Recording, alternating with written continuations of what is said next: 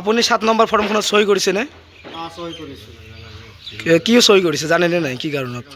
তাৰমানে যোৱা পৰহি বা তাৰ আগদিনাই ৰাতি মই মিস্ত্ৰী কাম কৰি খাওঁ আৰু কি সন্ধিয়া আহি মই গণেশ দাৰ দোকানৰ সন্মুখত থিয় হ'লোঁ। তেতিয়া ৰমা দাই আৰু গণেশ দাই কিবা কাগজত ছিগনেচাৰ কৰি আছিলে। তেতিয়া ক'লে যে আহিছে ভাল হৈছে, ইয়াত এটা ছিগনেচাৰ কৰক।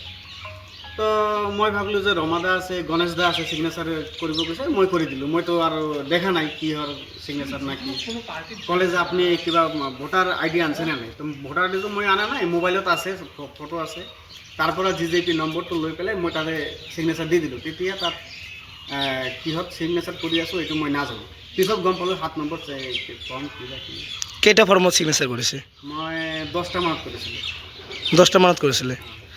এতিয়া ক'বলৈ গ'লে বিপদত নে? বিপদতো, বহুত বিপদত। আৰু যিকেইটা ফৰ্মত সই কৰিছে মানুহকেইটাতো জীয়াই আছে বৰ্তমান।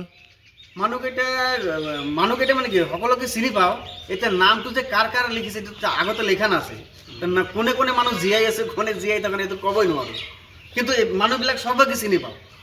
মানে আপুনি খালি 7 নম্বৰ ফৰ্মৰ চহীটো কৰিছিলোঁ। তাৰ ওপৰত আপোনাৰ ইপিক নম্বৰটো থকা সময়ত লিখা নাই? না, এপিক নম্বৰটো মই লিখিছোঁ, আপুনিয়ে লিখিছে? ময়ে লিখিছোঁ। আচ্ছা আচ্ছা। মানে মই এপিক নম্বৰ লিখি ময়ে ছিগনেচাৰ দিছোঁ।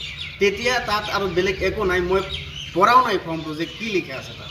নহয়, ইলেকশ্যন কমিশ্যনে যে আগৰ পৰাই কৈ আছে ফৰ্ম নম্বৰ 6ত নাম ভৰোৱা হয়, 7ত ডিলেট কৰা হয় বা শ্বিফটিং কৰা হয়, এইবিলাক আপুনি নাজানে নেকি? সঁচা কথা মই এইটো নাজানো। আচ্ছা মই জনা নাছিলোঁ আৰু কি কথা। অঁ, আপোনাৰ অজ্ঞাতে এইবিলাক কৰিছে। হয় হয়। এতিয়া যিবিলাক মানুহ এইবিলাক কৰিছে আপুনি কি বুলি ভাবে? ইহঁতে শাস্তি পাব লাগে নে নাই?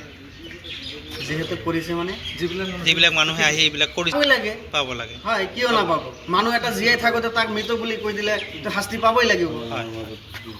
আৰু আমি মিলা প্ৰীতিৰে আছোঁ, আমিতো কাকো বাচি আছোঁ, মানে তাক কিয় মৃত বুলি লিখিব লাগে? এই মানুহটোক চিনি পায় নে নাই, এইবিলাক মানুহক আপুনি যিবিলাক কৰিছে? নাই, কোনে কোনে কৰিছে এইটো মই চিনা নাপাওঁ।